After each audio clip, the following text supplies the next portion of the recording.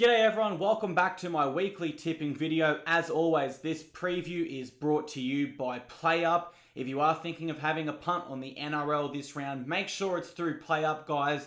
But as always, please gamble responsibly. Hey everyone, Clarkey here. Welcome back to my round 10 NRL tipping preview video. Today we're looking at obviously round 10 of the 2021 season, which is Magic round. So every game played at a Suncorp stadium, which eliminates the home ground advantage for all teams bar one. The Brisbane Broncos. A very, very exciting round. One I wish I could get to. If you are getting down to Suncorp Stadium, then make sure you do enjoy yourself. It's going to be a bloody perler. For the Thursday night game this round, guys, there won't be obviously an NRL game, but I am hearing the North Sydney Bears versus the Western Sydney Suburb Magpies will be on KO Sports Thursday night at 7:30 p.m. So I'll cover that game, guys. Something to do on the Thursday night. I'm looking forward to that game. A few NRL players in each of those squads, and like I said, it's obviously better than nothing. So we'll stick our teeth into that as footy fans, and I'm sure we'll enjoy it nonetheless. But let's get started, guys. Friday night, we've got the West Tigers coming up against the Newcastle Knights. In this game, I like the Knights. I like the Knights because they looked fantastic last week, particularly in that second half. But I go to the Tigers, and I just can't understand why they have shifted Moses Mbai into 5'8" and Adam Dowie to centre. Now, I'm hearing that move was done to alleviate some pressure off Luke Brooks. However, if you ask me, I would say Adam Dowie has been the dominant half this year. And although he is playing 5'8", he has shown a lot of characteristics of a halfback. He's the one steering the team around the park. He's the one taking the fifth option kicks, to the point where I would almost be tempted to move Luke Brooks into 5'8" and have Adam Dowie as my 7. And so to move Dowie out to alleviate pressure off the non-dominant half by putting a man, Moses Mbai, in there who's been out of form for several years now, I don't like that decision by Michael Maguire. Only thing I can think is he wants to move Adam Dowie onto an edge for his defense. But for what he has in defense, you're going to miss that a lot more in attack, not having him at 5'8". So I really, really do not like that move at all by Michael Maguire. Jaimel Hunt is back. It appears he's on the extended bench for the Knights, so he may come into the 17 as well. That will be a big boost for them, a bit of experience out wide. But regardless, Musgrove and Toa have been doing the job in the last few weeks. All signs are pointing to a Newcastle Knights win for me in this one, guys. That's who I'm going to tip. Later that night, we've got the Manly Sea Eagles coming up against the Brisbane Broncos. Who I like in this one is the Manly Sea Eagles. I mean, look at last week. Look at what Tom Trbojevic was able to achieve. What he was able to do in that footy field was absolutely crazy. And although the Broncos are sort of bouncing back, they had a win over the Titans and only a 1-point loss to the Cowboys.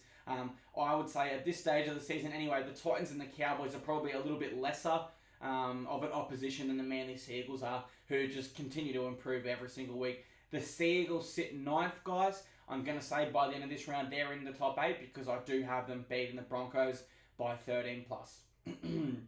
Saturday, 3 p.m, the Wooden Spooners, the Canterbury Bulldogs, sorry, I was going to say the Wooden Spooners, the currently last place side, come up against the Canberra Raiders, who are at 12th themselves. A little bit unexpected.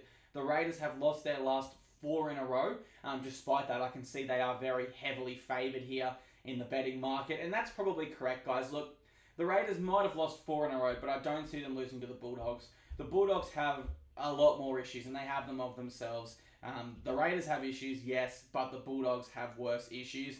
They've gone and moved Jake Averillo to the halfback role, which I don't understand. I would keep Jake as my 5'8" and Brandon Wakeham, there's a fly getting around, as my halfback. So I can't understand that too much. Look, the Bulldogs are just struggling at the moment.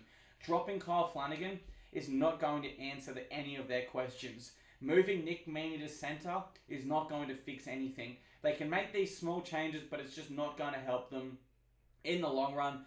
Overall, I've got the Canberra Raiders winning this one. I am really excited to see how Josh Hodgson is used.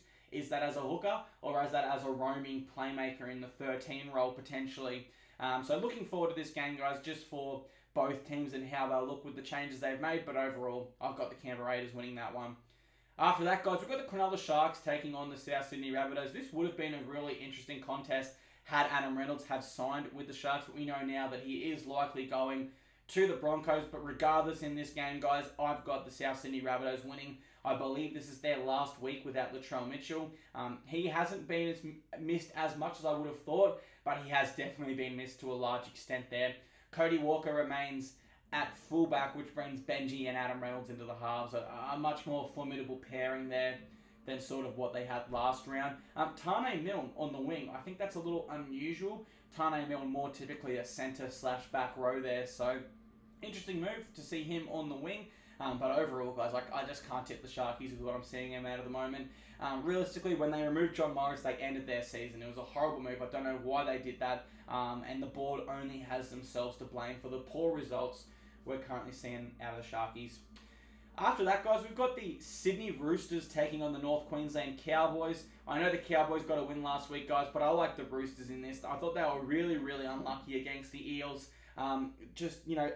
Having confirmed afterwards that both Dylan Brown and Marata Niokore should have been sin-binned at the least, if not sent off, that would have completely turned the whole game around, because as it stood, the Roosters had to use a substitute to get Drew Hutchinson off the field. He went to hospital with a collapsed lung, a punctured lung, due to foul play. I think that's really, really unfortunate for the Roosters. I'd be really upset if I was a fan of the club. Look, I always say this for the Roosters, guys. Let's not look at who they don't have, because we know there's some massive exclusions, but let's look at who they do have.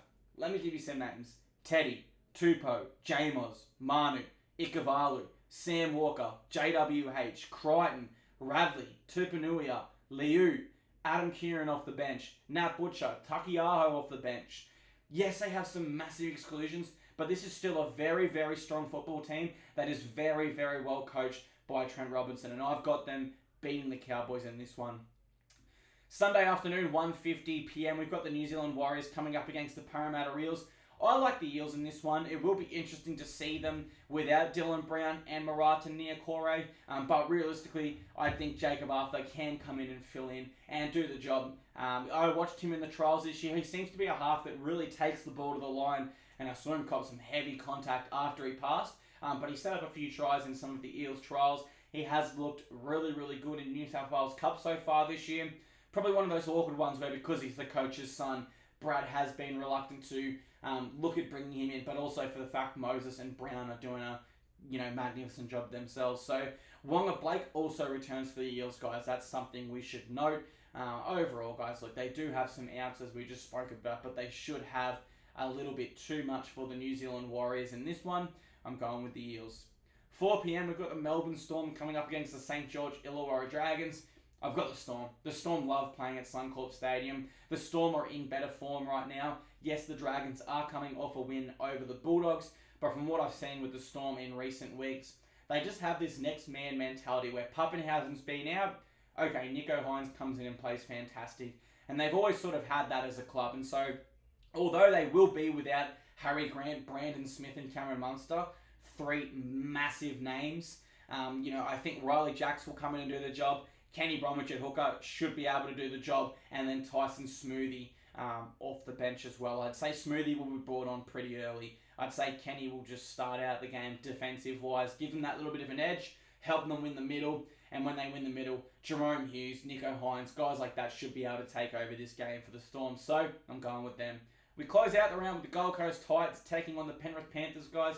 I am with the Panthers on this one. I don't need to explain it. They are undefeated this year. They continue to smoke teams. I'm a big Titans fan, as you guys can see. I'm actually wearing the membership hat this year, but I've got to be realistic. The Panthers are a great footy team, and I don't see us defeating them. They are the only undefeated team remaining of 2021.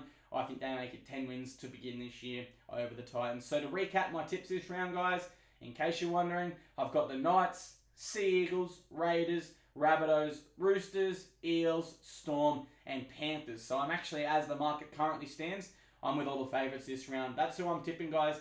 Let me know who you're with in the comment section below. Hopefully you've enjoyed this video and my little preview of the round. I will see you guys next week for round 11 tipping and preview video. Cheers, guys.